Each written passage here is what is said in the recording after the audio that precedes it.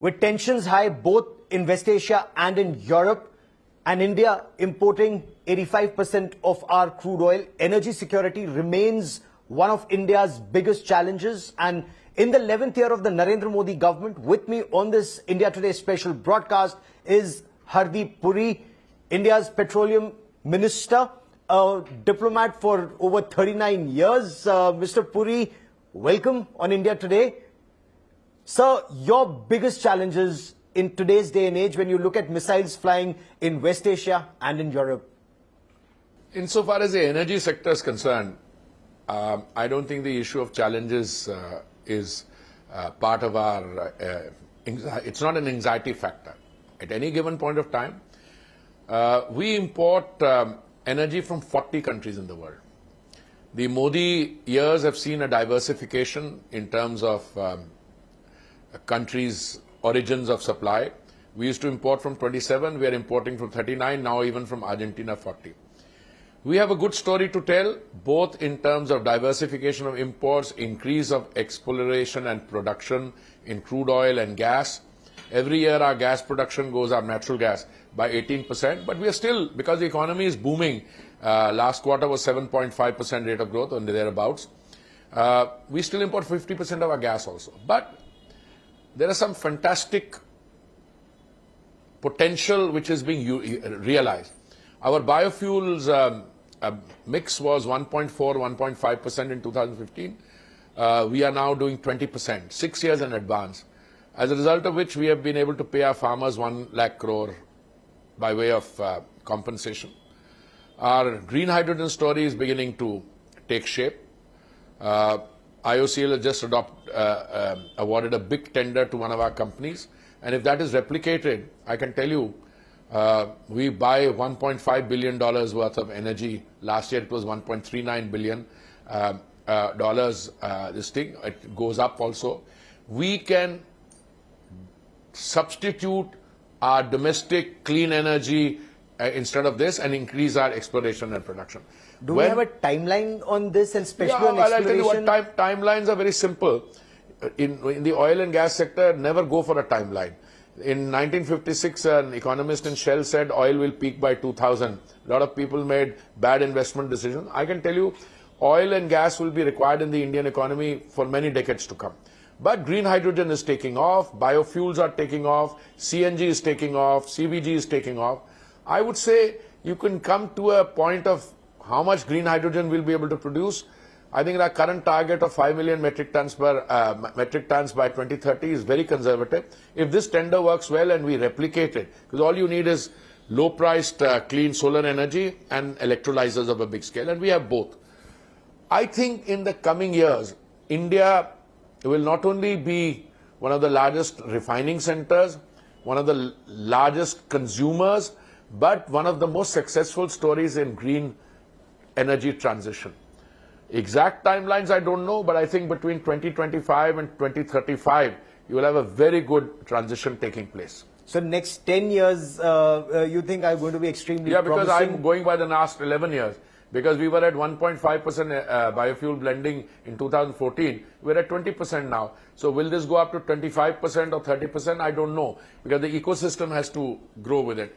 But green hydrogen, yes, I'm very, very confident that green hydrogen, because green hydrogen we can produce, it's the cost of production. I mean, today the last tender has brought it down from $5.50 per kilo, which was a global price, to less than $4. If we can now replicate on scale, it comes below $3, green hydrogen takes off. Now, globally, where do we stand on ensuring that our diplomacy also helps us get more crude oil, cheaper crude oil, more sustained crude oil? In Russia, it did. If you've been able to diversify from 27 countries to 40 countries, obviously your diplomacy has helped somewhere. But more than the diplomacy, I think it's the way Modi's India has positioned itself, largely because of the very clear, decisive guidance given by the Prime Minister. You remember there was a time when the Western press was going after us saying, oh, you're buying from Russia, Russia is under sanction. So I corrected them. Russia is not under sanction. Russian oil going to Hungary was exempt. Russian oil going to China was exempt through a pipeline.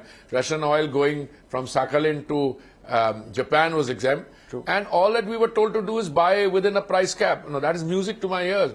I can buy from there and I can buy cheaper also. So at no stage have we accepted, and we were very clear. The Prime Minister's duty, moral duty, is to his consumers, his citizens. And today, therefore, we are buying from the Gulf, which is geographically proximate. We are buying from far-off places like Argentina also. We are buying a lot from Russia. And we will buy whoever can give us a particular grade of crude at the most reasonable, most economical price. We float tenders at the point of importation.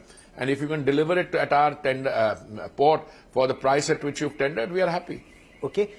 In all of this, let me also quickly switch to another aspect that's, making headlines. The US president, he's talking about, you talk about Prime Minister being very decisive. The US president talks about him having played a role in bringing a ceasefire between India and Pakistan. I think everyone on our side has already corrected it. And yet he continues to say so. No. That you're going into another area of discussion. I'm not going to succumb to the temptation of joining that discussion. Everyone in a decision-making thing has clarified it in our time that we got a request from the Pakistani side. In 22 minutes, please remember, 22 minutes, 9 of their sites, which were terror sites, hundreds of kilometers in, Muridke, Bahawalpur, the security infrastructure, Daito Tibet, the evidence of that devastation is available in the public domain globally through commercially available satellite imagery. After that, they called us, the DGMO called us, and we responded. You can have 2 points of view, whether we should have hammered them more or not, but a democratically elected Prime Minister took the correct decision. And I think it's there. And after that, I don't want to get into that rest. Please do. No, I will not. Because I will because you have to, there are responsible ways of dealing with country. I think the External Affairs Minister made it very clear. It was a bilateral request received from their DGMO, to which our DGMO responded, and that's the absolute fact. And yet we have leader of opposition in Lok Sabha, Rahul Gandhi, now, saying Narendra surrender and Modi said, the leader of opposition to whom you referred is one of a kind. Is literally one of a kind. I don't think there are too many people like him. And if you were to compile all the statements he's made all over the years, so I was being interviewed by someone they're surprised. I said, what are you surprised at? That he's the leader of opposition, or you're surprised that he speaks that language? I would like the leader of opposition to concentrate with issues. If he doesn't have the familiarity, the functioning of his governments in Himachal and Karnataka, see what all is happening there. Insofar as this thing, he should not make any statement which either has the effect of undermining the official position of the security forces, and at least he should listen to his own party members who went as part of the all-party delegations outside. Their statements are on record. Why is it so difficult to be a Deshbhakt? Why do people in India have difficulty with that? Statements by at least 3 or 4 of their leaders come to my mind. Yeah. And I think if he only listens to that, he might gain something. He might learn something. So by implication, are you saying that Rahul Gandhi is not being a Deshbhakt? I didn't say that. You said it. No, he said you said some surrender or something. What is he talking about? Has he seen, compared to what his government did in 22 minutes, the devastation which was visible through satellite imagery? Who asked for the ceasefire there? The Pakistanis did, and we responded. So what is he talking about? True. So, and when the US president in a conversation with the Russian president refers to his role in that ceasefire or in the court of law, they mention that. You've served in the United States. Saying it in a court of law has massive ramifications. Why would they be doing that? I would tell you one thing. I think we should keep our discussion to the Indian context, in the Indian bilateral context there, because you might be treading into territory. There is enough distraction there going on otherwise. And you could have a light-hearted conversation on those. I don't want to have that with you, because I'll say we have made it clear at the level of the External Affairs Minister that this was bilateral. By the way, that is consistent with the line we've always taken. We reject any third-party mediation, and that's been our position for a long time. What do you make, sir, of Pakistan being on the UN Committee on Counter-Terrorism? Also, because you've served as a permanent representative at the United Nations, you understand the United Nations, and a country like Pakistan, a terror state, is on the counter-terrorism chair. It's like this. It's very simple. Whenever a country is elected as a non-permanent member of the Security Council, all the committees which are available are handed out, distributed. The Counter-Terrorism Committee or the 1973 committee was earlier only headed by permanent members of the Security Council. When we came on the Security Council in 2011 and 12, I was appointed chairman of the 1973 or CTC, Counter-Terrorism Committee. And then I served on that for 2 years. Then when we were on the Security Council next time, our then PR, I think Tirumurti, also served on it for 1 year. Pakistan has not been appointed chair. It's one of the vice chairs, which has no significance. So if somebody's tom-tomming that around, they divide the committees. In any case, Pakistan has to defend itself in terms of, whether TRP is going to be listed. It has to use that. Yeah. And many Pakistani entities are proscribed entities.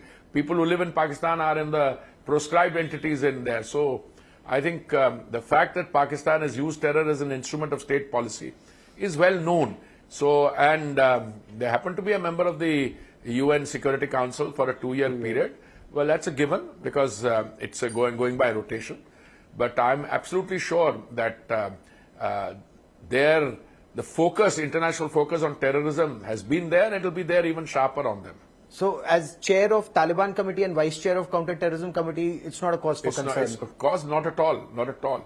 It will put the focus on that terror. It will, and if they are there in any of these committees as vice chair or something, focus comes more on them. People catch on to these things. Yeah. And the Indus Waters Treaty, when Pakistan says if Indus Waters Treaty is held in abeyance, that's an act of war, it's a violation. Don't take Pakistani statements. Pakistan's statements and the statements of the honorable leader of the opposition are at the same level of irresponsibility. These are bilateral agreements between India and Pakistan by the World Bank. The situation has changed since then. If one commits acts of terror, which is taking away the most fundamental right of all, which is the right to life, and killing innocent people, you don't expect us. PM has made it clear. No combination of talks with terror. None. Unlike the Congress government, if terror attack hota tha, it would sit down on the negotiating table. No trade with talks, unlike the previous Congress government. And water and blood don't mix. I think it's absolutely a given. And all these friends of Pakistan or here or elsewhere, they will get the message loud and clear. Operation Sindoor has set a new template, a new benchmark. There's 22 minutes of that operation. By the way, the operation is not over. It is an ongoing operation. And I would urge caution by those who seek to do this, some of loose talk, that any act of terror will be viewed as an act of war. That is the fundamental change, and that the Indian state and the political arm and our armed forces will act with a degree of resoluteness, vehemence, and without restraint. And all this business about, X, Y, Z, nuclear, this, that, I think that bluff has been called, and it will be called even more effectively if there is misbehavior of that type. So you're not worried about Field Marshal Asim Munir being at the helm of affairs? What did you say, Field Marshal? What did you say? Field Marshal Asim Munir. No, I'm not worried, no. And so the nuclear bogey doesn't you see, the point is, in this area of social media and people putting memes or whatever they're called around, there are a lot of funny stuff going around. But I think people in responsible positions should also step back and say that, if they say something which is irresponsible, it can be magnified in terms of the extent of irresponsibility and in the extent of self-inflicted wounds. And I think some of these people are going through that just now. Mr. Puri, for joining me here on this India Today special broadcast, many thanks. Thank you. Thank you.